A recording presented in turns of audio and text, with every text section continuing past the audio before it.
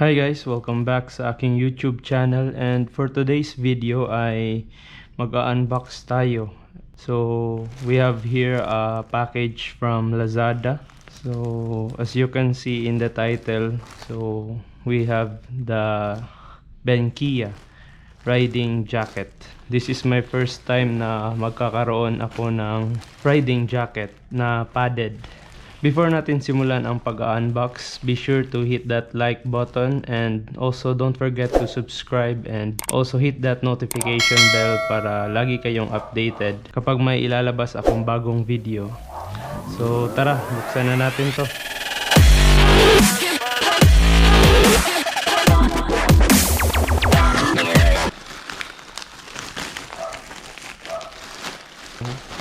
So guys, nakabalot. So binili ko to siya sa Lazada. Yung shop is Casco Market. So shout out Casco Market. Ito guys, Benkia HDF-JS 195 motorcycle padded riding jacket. So ang price niya is 4,800. Nabili ko siya sa halagang 4,106 pesos. Nag-discount sila noong 11/11. Shipping fee 209 less 400 na bonus ng Lazada. Lazada voucher 150, shipping fee voucher 50. So a total of 3,715. So grabe yung discount. Sobrang laki.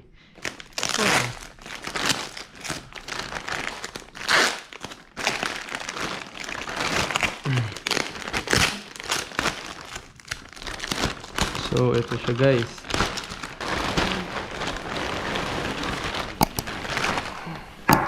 Oops. Benkia. So bakit nga ba ito ang pinili ko guys? Meron namang ibang brands like Taichi, Komini, LS2 and so on. Sa tingin ko ito ang pinakamurang high quality na riding jacket na mabibili mo ngayon.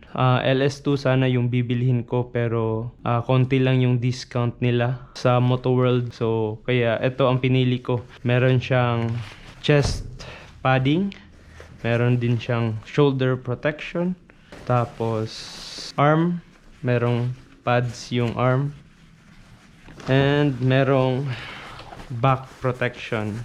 So yan, that's why ito ang binili ko. Mura na, tapos yung quality niya is superb. Benkia Safety and Innovation HDF-JS 195 color black. Kung makikita natin dito. So ito sticker ng Benkia. So yan. So simulan natin dito guys sa may zipper siya dito.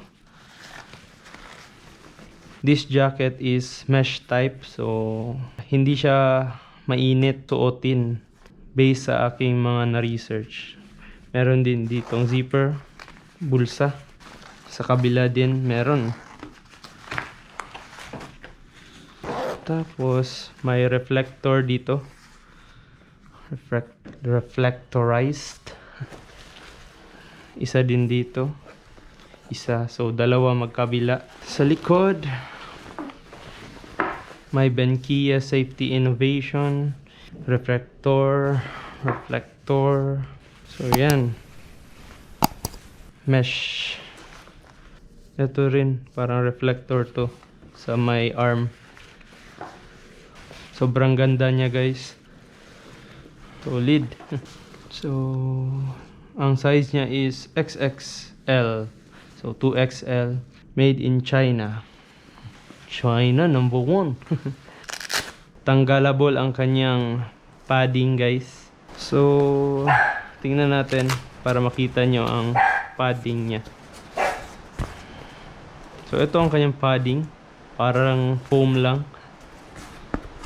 Sa chest part to siya guys. I don't know how to get the padding sa elbow. So i-explore ko muna to siya guys. Okay naman yung kanyang padding. So tanggalin muna natin to and isusuot ko para makita nyo kung anong itsura niya.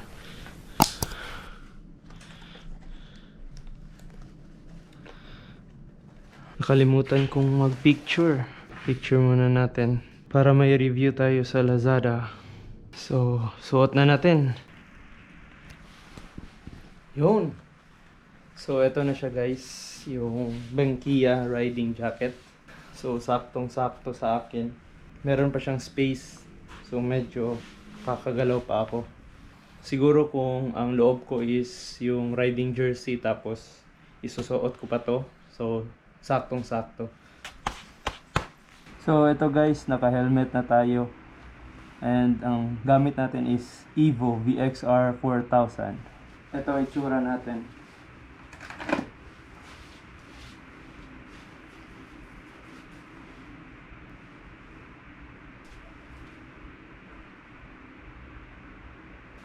So, approve. So guys, dito ko natatapusin yung unboxing video natin. So in the near future, gagamitin din natin to sa ating mga rides. And ibibigay ko sa inyo ang full review and mga impressions ko about sa Benkia riding jacket na to. So, thank you guys for watching and I hope na nagustuhan nyo tong video ko na to. And if you do, please hit that like button and also subscribe. And hit na rin yung notification bell so it will help me and my channel grow. So this is it. This is LA of King LA TV signing off. Bye bye.